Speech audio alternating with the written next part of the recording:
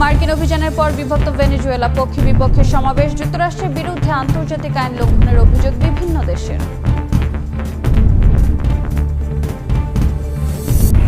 New ইয়র্কের Brooklyn বন্দি শিবিরে প্রেসিডেন্ট মাদুরো, নতুন সরকার গঠন পর্যন্ত ভেনেজুয়েলা চালানোর ঘোষণা ট্রাম্পের, প্রয়োজনে আবারও সামরিক অভিযানের হুঁশিয়ারি। ইরানে আন্দোলনের নামে সহিংস বিক্ষোভ মানা হবে না, কঠোর বার্তা আয়াতুল্লাহ আলী খামেনির। অর্থনৈতিক মন্দার পেছনে শত্রুপক্ষের হাত থাকার দাবি। এবং যুদ্ধবন্ধে কিয়েভে ইউরোপের নিরাপত্তা উপদেষ্টাদের বৈঠক, বিভিন্ন পক্ষের সঙ্গে হবে আলোচনা, জানালেন জেলেনস্কি। পাল্টাপাল্টি হামলা অব্যাহত। 15 ঘন্টা পর যুক্তরাষ্ট্রের নিউ ইয়র্কে নেওয়া হয়েছে ভেনেজুয়েলা প্রেসিডেন্ট নিকোলাস মাদুরোকে। রাখা হয়েছে ব্রুকলিনের বন্দি শিবিরে। মাদক ও অস্ত্র চোরাচালানের অভিযোগে করা মামলায় ম্যানহাটনের ফেডারেল আদালতে হাজির করা হবে মাদুরোকে। ভেনেজুয়েলাকে আপাতত যুক্তরাষ্ট্র পরিচালনা করবে বলে জানিয়েছেন মার্কিন প্রেসিডেন্ট ট্রাম্প। ভেনেজুয়েলায় মার্কিন অভিযানে আটকের 15 ঘন্টা পর প্রকাশ্যে আনা হলো প্রেসিডেন্ট নিকোলাস মাদুরোকে। স্থানীয় সময় শনিবার বিকেলে তাকে বহনকারী বিমানটি যুক্তরাষ্ট্রের নিউ ইয়র্কে পৌঁছায়। সেখান থেকে অপরাধীর মতো টেনে হিস্ট্রে মাদুরোকে নেওয়া হয় ব্রুকলিনের বন্দি শিবিরে। মাদক ও অস্ত্র চোরাচালানের অভিযোগের মামলায় ম্যানহাটনের ফেডারেল আদালতে হাজির করা হবে তাকে। যুক্তরাষ্ট্রের সাবেক ডেপুটি অ্যাসিস্ট্যান্ট অ্যাটর্নি জেনারেল জানান, মাদুরোর বিরুদ্ধে মাদক সন্ত্রাস ও কোকেন আমদানি, ধ্বংসাত্মক অস্ত্র রাখা এবং যুক্তরাষ্ট্রের বিরুদ্ধে ষড়যন্ত্রের অভিযোগ আনা হয়েছে। আগামী সোম অথবা মঙ্গলবার আদালতে হাজির করা হতে পারে তাকে। এদিকে সংবাদ সম্মেলনে মার্কিন প্রেসিডেন্ট ডোনাল্ড ট্রাম্প জানান, নিরাপদ ও নিয়ন্ত্রিতভাবে ক্ষমতা হস্তান্তর না হওয়া পর্যন্ত ভেনেজুয়েলার প্রশাসনিক ক্ষমতা যুক্তরাষ্ট্রের হাতেই থাকবে। দেশটিতে দ্বিতীয় দফায় বড় আকারের হামলা চালাতেও যুক্তরাষ্ট্র পিছপা হবে না বলেও হুঁশিয়ারি দেন তিনি। আমরা যুক্তরাষ্ট্রের খুব বড় তেল কোম্পানিগুলোকে সেখানে পাঠাবো। তারা বিলিয়ন বিলিয়ন ডলার বিনিয়োগ করবে। ভেঙে পড়া অবকাঠামো, বিশেষ করে তেল অবকাঠামো মেরামত করবে। প্রয়োজনে আমরা দ্বিতীয় দফায় আরো বড় হামলার জন্য প্রস্তুত আছি।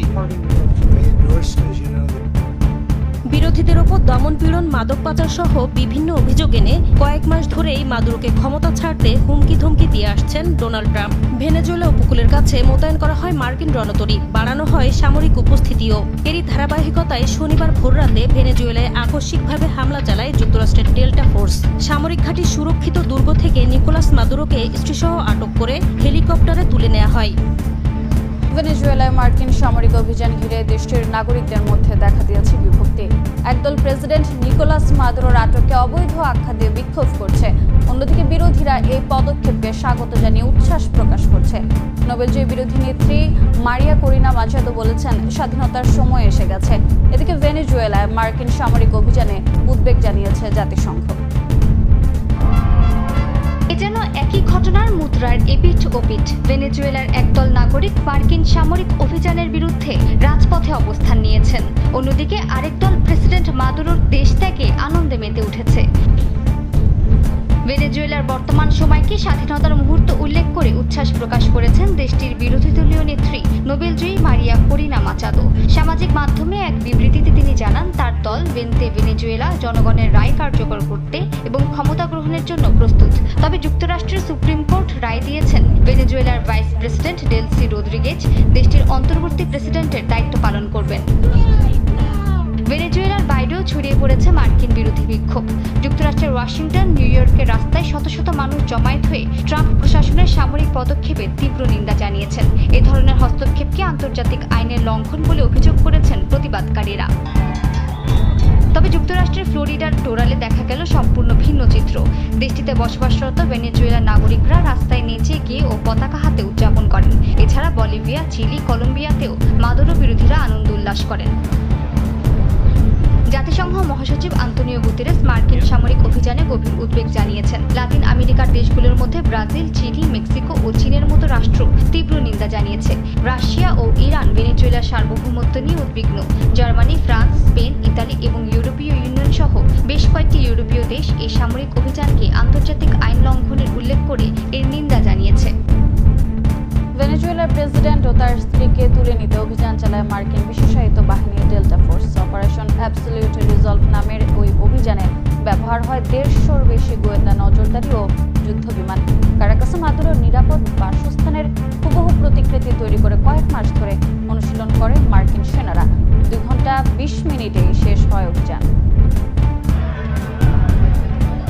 ভেনেজুয়েলায় অভিযান চালানোর আগে প্রেসিডেন্ট নিকোলাস মাদুরোর গতিবিধি, খাবার, পোশাক এমনকি পোষা প্রাণীর বিষয়েও কয়েক মাস ধরে নজরে রেখেছিল মার্কিন গোয়েন্দারা। এ কাজে সহায়তা করেন মাদুরো প্রশাসনের ভেতরের একজন। অপারেশন অ্যাবসলিউট রিজলভ নামে এই অভিযান 1 বছরের পরিকল্পনা ও মহড়া শেষে গেল ডিসেম্বরে চূড়ান্ত হয়। কারাকাসে মাদুরোর সেফ হাউস বা নিরাপদ বাসস্থলের হুবহু প্রতিকৃতি তৈরি করেছিল। অত্যন্ত সুরক্ষিত সে বাসভবনে কিভাবে প্রবেশ করবেন তার অনুশীলন চালিয়েছিলেন সেনারা। অভিযানের জন্য ট্রাম্পের চূড়ান্ত নির্দেশ আসে শুক্রবার স্থানীয় সময় রাত 11:15টার দিকে। কয়েকদিনের অবস্থা এবং আবহাওয়া বিবেচনায় অপারেশন শুরু করতে অপেক্ষা করা হয়। মার্কিন জেনারেল ড্যান কেইনের বারাতে বিবিসি জানায়, ক্রিসমাস এবং নিউ ইয়ারের মধ্যেই সব প্রস্তুতি শেষ করেছিল যুক্তরাষ্ট্র। অপেক্ষা ছিল শুধু সবুজ সংকেতের।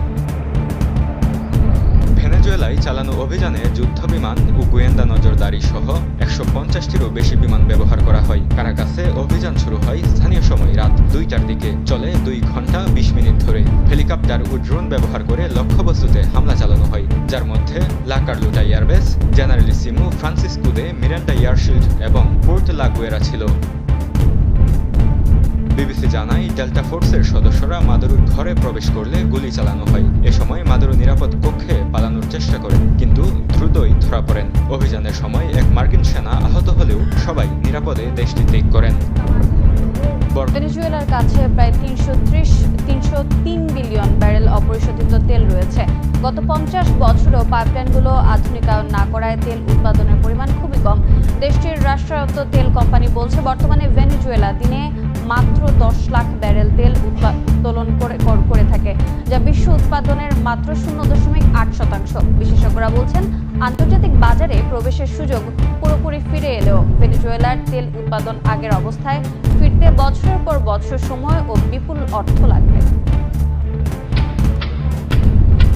যুক্তরাষ্ট্রের নির্দেশে স্থানীয় সময় শনিবার ভেনেজুয়েলায় হামলা ও প্রেসিডেন্ট নিকোলাস মাদুরোকে সস্ত্রীক আটকের পর ভেনেজুয়েলার বিশাল তেল সম্পদের নিয়ন্ত্রণ নেওয়ার কথা জানিয়েছেন মার্কিন প্রেসিডেন্ট ডোনাল্ড ট্রাম্প। ফ্লোরিডার মারে লাগোতে এক সংবাদ সম্মেলনে দেশটির প্রায় ধ্বংস হয়ে যাওয়া তেল শিল্প পুনর্গঠনে মার্কিন কোম্পানিগুলোকে বিলিয়ন বিলিয়ন ডলার বিনিয়োগ করতে উৎসাহিত করা হবে বলেও জানান তিনি।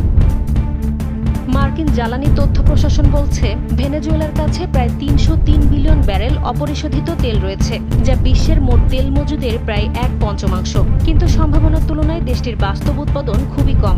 বর্তমানে ভেনেজুয়েলা দিনে মাত্র 10 লাখ ব্যারেল তেল উৎপাদন করে থাকে, যা বিশ্ব উৎপাদনের মাত্র 0.8%। 2013 সালে মাদুরো সরকার এবং তার আগের সাবেক হুগো চাভেজ সরকার ভেনেজুয়েলার তেল শিল্প ধ্বংস করে ফেলেছেন বলে দাবি প্রাইস ফিউচার্স গ্রুপের জ্যেষ্ঠ বাজার বিশ্লেষক ফিল প্লিনের। বিশেষজ্ঞরা বলছেন, আন্তর্জাতিক বাজারে প্রবেশের সুযোগ পুরোপুরি ফিরে এলেও ভেনেজুয়েলায় তেল উৎপাদন আগের অবস্থায় ফিরতে বছরের পর বছর সময় এবং বিপুল অর্থ লাগবে। দেশটির রাষ্ট্রায়ত্ত তেল কোম্পানি PDVSA জানিয়েছে, গত 50 বছরে দেশটির তেলের পাইপলাইনগুলো আধুনিকায়ন করা হয়নি। এমনকি সর্বোচ্চ উৎপাদন ক্ষমতায় ফিরতে অবকাঠামো উন্নয়নে প্রায় 58 বিলিয়ন ডলার খরচ হতে পারে। বিশেষজ্ঞরা বলছেন, ভেনেজুয়েলার তেল অন্যান্য দেশের তুলনায় তুলনামূলক ভারী এবং সালফারযুক্ত, তাই এটি উত্তোলন ও পরিশোধনে বিশেষ যন্ত্রপাতি ও দক্ষতা দরকার। আন্তর্জাতিক তেল কোম্পানিগুলো সেই সক্ষমতা থাকলেও নিষেধাজ্ঞার কারণে তারা সেখানে কাজ করতে পারেনি। ভেনেজুয়েলার এই ভারী তেল ডিজেল, অ্যাসফল্ট ও শিল্প কারখানার জ্বালানির জন্য খুবই গুরুত্বপূর্ণ ভূমিকা পালন করে থাকে। বাজার বিশ্লেষকদের মতে, বিশ্বজুড়ে ডিজেলের সংকটের অন্যতম কারণ ভেনেজুয়েলার তেলের উপর নিষেধাজ্ঞা। তবে সবকিছু ঠিকঠাক এগোলে এবং মার্কিন কোম্পানিগুলো ভেনেজুয়েলার তেল শিল্প পুনর্গঠনের সুযোগ পেলে এটি বৈশ্বিক তেলের বাজারে বড় পরিবর্তন আনতে পারে বলেও ধারণা তাদের। ইরানে চলমান অর্থনৈতিক মন্দার পেছনে শত্রুপক্ষের হাত রয়েছে বলে মন্তব্য করেছেন দেশটির সর্বোচ্চ নেতা আয়াতুল্লাহ আলী খামেনি। বলেন, বর্তমান পরিস্থিতি বিবেচনায় ব্যবসায়ীদের অর্থনৈতিক অভিযোগ যৌক্তিক, তাই বলে সহিংসতা মেনে নেবে না ইরান সরকার। রিয়ালের দরপতন নিয়ে ইরানের বাসিন্দাদের মধ্যে ক্ষোভ বেড়েই চলেছে। পাল্লা দিয়ে বাড়ছে বিক্ষোভের তীব্রতা। বেশ কয়েকজন হতাহতের ঘটনাও ঘটেছে। এতে বিক্ষোভকারীদের পক্ষ নিয়ে তেহরানকে হুঁশিয়ারি দেন মার্কিন প্রেসিডেন্ট ডোনাল্ড ট্রাম্প। বলেন, তাহলে হস্তক্ষেপ করবে যুক্তরাষ্ট্র। তার এই মন্তব্যের তীব্র নিন্দা জানায় পেজিশকিয়ান প্রশাসন। দেশটির পররাষ্ট্রমন্ত্রী আব্বাস আরাকচি এ ধরনের হুঁশিয়ারিকে বেপরোয়া ও বিপজ্জনক বলে আখ্যা দেন। বলেন, ইরান তাদের অভ্যন্তরীণ বিষয়ে কোনো হস্তক্ষেপ মেনে নেবে না। হামলার জবাবে ইরানের সশস্ত্র বাহিনী প্রস্তুত বলেও জানান তিনি। এদিকে বিক্ষোভ শুরুর পর প্রথমবারের মতো এই বিষয়ে কথা বলেছেন দেশটির সর্বোচ্চ নেতা আয়াতুল্লাহ আলী খামেনি। স্থানীয় সময় শনিবার টেলিভিশনে দেয়া একটি ভিডিও বার্তায় বলেন, মুদ্রা বাজারের এই অস্থিরতা স্বাভাবিক নয়, এর পেছনে শত্রুপক্ষের পরিকল্পিত ভূমিকা রয়েছে বলে মন্তব্য করেন তিনি। বিক্ষোভকারীদের উদ্দেশ্যে ইরানের সর্বোচ্চ নেতা বলেন, আন্দোলনরত ব্যবসায়ীদের অভিযোগ যৌক্তিক। রিয়ালের দ্রুত অবমূল্যায়নে ব্যবসা অচল হয়ে পড়েছে বলেও স্বীকার করেন তিনি। সমস্যা সমাধানে কাজ চলছে বলেও জানান খামেনি। খামেনি উল্লেখ করেন, প্রতিবাদ আর সহিংসতা এক নয়, শান্তিপূর্ণ আন্দোলনকারীদের সঙ্গে আলোচনা করা হবে জানিয়ে তিনি দাঙ্গাকারীদের ছাড় দেয়া হবে না বলে হুঁশিয়ারি দেন। তার ভাষায়, কিছু উস্কানিদাতা গোষ্ঠী শান্তিপূর্ণ প্রতিবাদকে অস্থিরতায় রূপ দেওয়ার চেষ্টা করছে। সরকার পরিস্থিতি সামাল দিতে কাজ করছে বলেও জানান তিনি। মিয়ানমারের সাগাইংয়ের একটি স্কুলে বিমান হামলা চালিয়েছে জান্তা বাহিনী। এতে বেশ কয়েকজন আহত হয়েছেন। চলমান সহিংসতার মধ্যে প্রথম দফার ভোটে এগিয়ে থাকার দাবি করেছে সেনা সমর্থিত দল ইউএসডিপি। গেল বছরের 28 ডিসেম্বর হওয়া ভোটে ভোটার উপস্থিতি ছিল 52%। মিয়ানমারের সাগাইং অঞ্চলের তাবাইন টাউনশিপের মোকাইং গ্রামে বিমান হামলা চালিয়েছে জান্তা বাহিনী। আশ্রয় শিবির হিসেবে ব্যবহার করা স্কুলটিতে আশ্রয় নিয়েছিলেন অন্তত 100 জন বাস্তুচ্যুত বাসিন্দা। জান্তার বোমার আঘাতে বেশ কয়েকজন আহত হয়েছেন। শনিবার এক প্রতিবেদনে বিষয়টি জানায় স্থানীয় গণমাধ্যম। স্থানীয়রা জানায়, ক্ষতিগ্রস্ত স্কুলটির পাশে থাকা বাড়িগুলো বেশ ক্ষয়ক্ষতি হয়েছে। এর আগেও একই গ্রামে হামলায় প্রাণ হারান 6 জন বাস্তুচ্যুত। খাবার ও নিরাপদ আশ্রয়ের সংকটে দিন কাটছে মান্দালয় থেকে পালিয়ে সাগাইয়ে যাওয়া মানুষদের। গেল বছরের 28 ডিসেম্বর থেকে মিয়ানমারে শুরু হয়েছে নির্বাচন। রাষ্ট্রীয় গণমাধ্যম বলছে, প্রথম ধাপের ভোটে সেনা সমর্থিত ইউএসডিপি দল বড় ব্যবধানে এগিয়ে আছে। তবে ভোটার উপস্থিতি ছিল 52%, যা দেশটিতে হওয়া বিগত নির্বাচনের তুলনায় অনেক কম। জাতিসংঘ ও মানবাধিকার সংস্থাগুলোর দাবি, এই নির্বাচন অবাধ ও বিশ্বাসযোগ্য নয়। বিশ্লেষকরা বলছেন, ক্ষমতা পাকাপোক্ত করতে মরিয়া হয়ে উঠেছে জান্তা সরকার। তবে নির্বাচনের স্বচ্ছতা নিয়ে বিভিন্ন মহলে সংশয় থাকায় তা আন্তর্জাতিক স্বীকৃতি পাবে কিনা সেটাই বড় প্রশ্ন হয়ে উঠেছে।